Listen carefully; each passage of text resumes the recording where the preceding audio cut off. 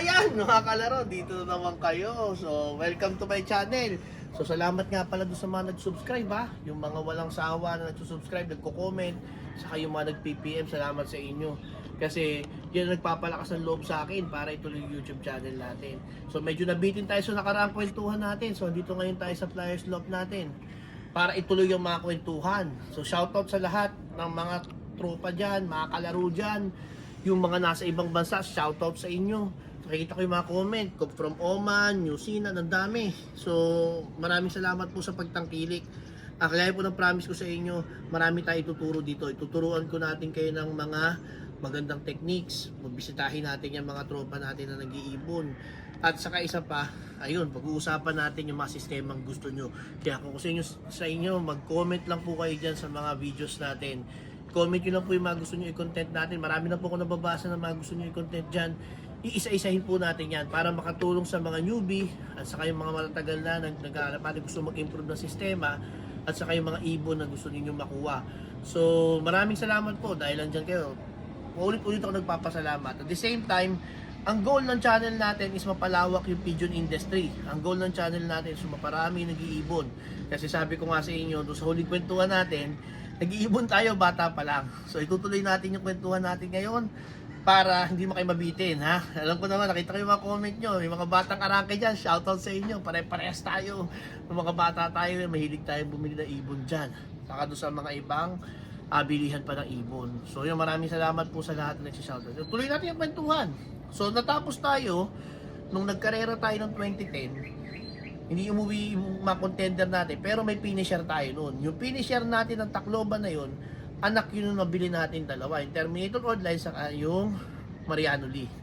Yan si PI Line. Nauna yun, itim yun. Yung una natin na Tacloban finisher. Nung nag-Tacloban finisher tayo noon, sabi ko, naku, Tacloban finisher lang. Pero sabi nung mga nagtuturo sa atin, mga tropa, ay naku, mahirap na yan kasi tawid-tagan na yan. 2010, 2011 season, ayun, nung kalaban natin si Perry Ariel, si Ninong Esing Dalubasa, nag-Tacloban finisher tayo. Nung Tacloban finisher tayo, yun na yun, meron na tayo noon. Tapos, after nun, the next season, sabi ko nga sa inyo, wala, naubos tayo, ganun. Tapos, nung third season, na natin nag-iibon, yun na, nagpalipad na tayo kay Ninong Esing Dalubasa niyan. Nag-breed tayo ng ibon, lumabas nun, white grizzle siya nung una, dinala natin doon. Then yun, after ilang, syempre, papagulangin doon yung salop niya, paparondahin niya. And fortunately, yung ibon na yun, si RY4 Super, yun yung nag-second kalbayog, saka nag-MacArthur Clacker. Yun, 77 place siya, 500 plus ang speed. Pero nung panahon na yon, ewan ko kung dahil sa panahon lang, medyo hindi pa ganun kainit, wala pang gaanong global warming nung panahon na yon, nag-clock siya, pero ang dami kasing umuwi nung MacArthur nun. Kaya yun, 77 place siya. Yun na si RY4 Super. Yun yung white yung grizzle natin, yung medyo dumadark grizzle natin. Yun na yung foundation cock natin. Yun na. Nung nanalo siya, si RY4 Super na yan, nag-lock tayo ng MacArthur nun. Yun nga lang, syempre walang premyo, 77 place, medyo malayo na. Pero karangalan na yun, na meron tayong MacArthur Clacker. So sabi nila, nagkaroon na tayo ng Tacloban finisher, nagkaroon tayo ng MacArthur Clacker. Sabi ng mga tropa natin sa PSP noon, ayos na yan kasi nagkaklak ka na ng tawid dagat. So masaya na tayo noon kasi ganun nga. So nung panahon na yan, natigil tayo mag-ibon kasi hindi ko na nasabi sa inyo, na-busy tayo sa work. Kasi pag-iibon, kailangan mo talaga ng budget dyan eh. So wala tayong budget. So nag-work tayo. So nag-work ako as sales agent ng real estate. So sa ibang araw natin pag-usapan yun. Ang tumanggap sa trabaho si Taiwan specialist, Peter M. Lano. Ayan, napakalaking blessing sa akin at tanggapin ako ni Peter M. Lano. Tapos ngayon, right now, I'm a sales director na sa Ayala Land. No? So nagbebenta tayo ng mga properties. Then, after nung manalo tayo sa RY4 Super, nag-breed ulit tayo, same line, same blending. The second season natin magpalipad kay Ninong Perry Ariel. Meron naman tayong MacArthur finisher. So hindi tayo nag-clock pero MacArthur finisher yun. Hen naman yun. O, hen naman yun. Ipapakita ko sa inyo yan sa mga posting natin. Yung mga yan. No? So, meron na tayong Tacloban finisher. Sumunod yung MacArthur Clacker. Tapos meron tayong hen. Na MacArthur finisher. So yun, mga tawid dagat na yung bloodline na yan. Lahat yan galing dun sa nabili nating finisher nun. So kinukwento ko sa inyo yung bloodline natin ha. Then after nun, si Ex Machina, bago pa lang yan sa PHA, sabi niya magano siya sa PHA, maglilipad siya. Nayaya niya tayo ngayon doon. So nag-stop tayo palipad kay Ninong Perry Ariel, kay Esing Dalubhasa. Nag-join tayo kay Ex Machina, doon tayo nagpalipad. So nagpalipad tayo kay Ex Machina ng PHA at saka ng RRPC. No, so yung PHA natin, laging contender lang, pero may nakikita niyo sa vlog ni Ex Machina yan, meron siyang vlog na nung balik tanaw namin noong 2016, nag-aabang kami sa loft niya. So yun, nag-entry tayo noon, PI line din yun. Ayan na, yung PI line, ang nagawa naman kay Ex Machina niya, naglipad tayo. 2016 yan, nag-champion tayo ng Sorsogon. Mabilis din kasi yan yung PI line natin, Sorsogon. Nag-aabang pa tayo, Sorsogon. Nung naglalaro, nag-iibon ako Ex Machina noon, ang ganda nung lineup namin, maaga dumating yung mga ibon ko.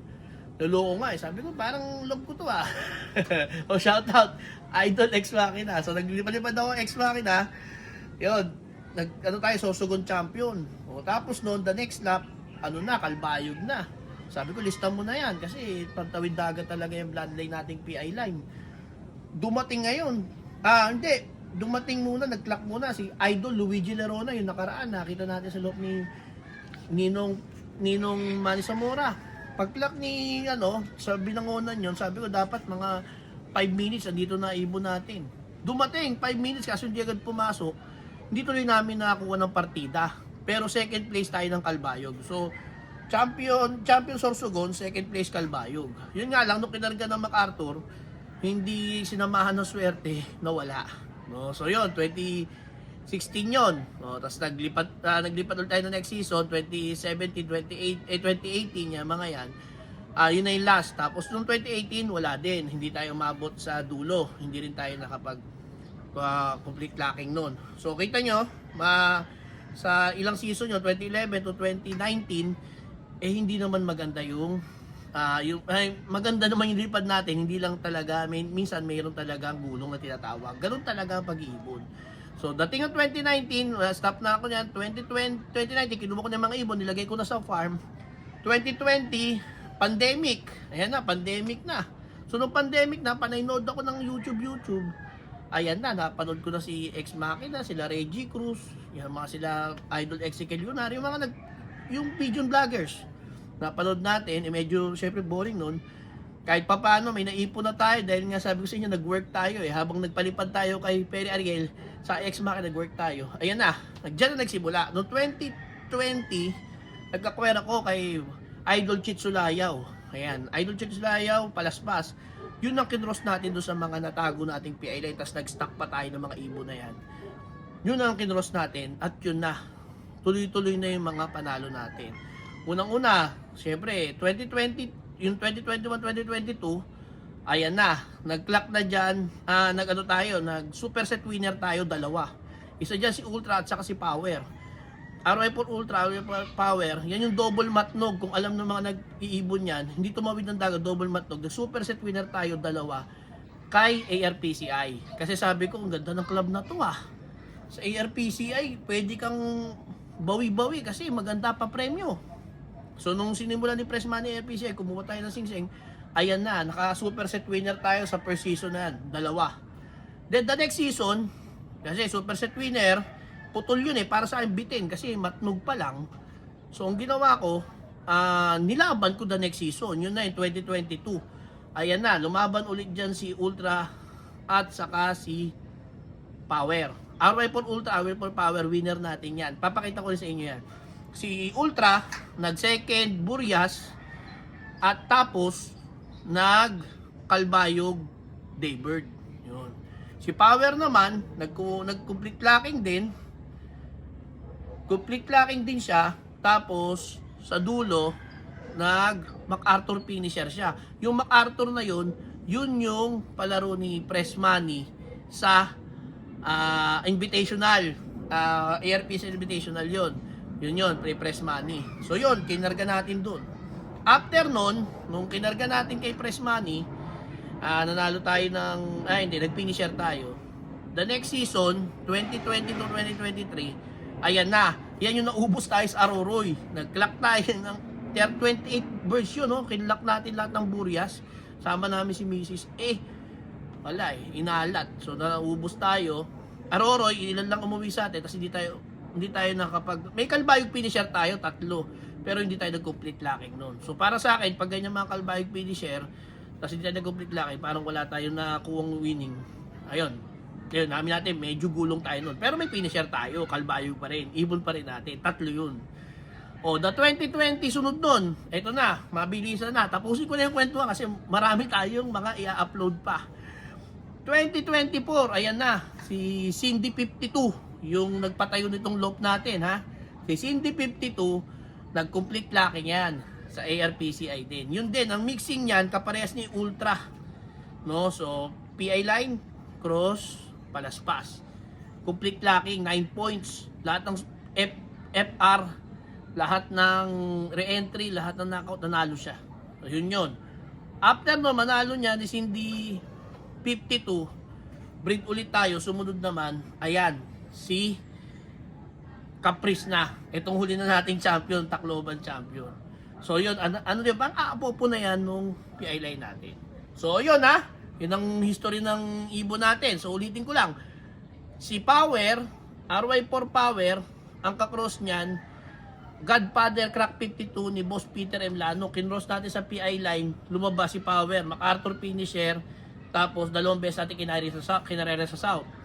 Si Ultra, RY4 Ultra, ano yan, PI line yan, cross sa palaspas ni Idol Chitsulayaw, ang inanak, second Burias, Daybird Catbalogan, yun na, yun, si Ultra. Tapos, kinross natin si PI line ulit sa palaspas, si Cindy 52 naman. South winner din yun. Tapos, ito matindi, si PI line, kinross natin ngayon kay MJ Love, kay Pressmani Zamora, inanak sa atin, ito, Tacloban champion natin nung tunguli. So, importante talaga yung baseline kung saan nanggaling ang ibon mo. O yan, tinapos ko na yung kwento kasi marami tayo i-upload. Okay na. O yung mga idol natin dyan, yung mga kalaro natin dyan, huwag kayong kalimot na mag-subscribe, mag-like and share sa mga kaibigan nyo, kung magkano nyo like and share nyo rin. At marami tayong sorpresa dito sa channel natin. Sabi ko nga doon sa mga kalaro natin, etong channel na to para sa inyo to, para matuto kayo at para marami kayong ma-imbak na kaalaman sa inyo. Okay na? Bye!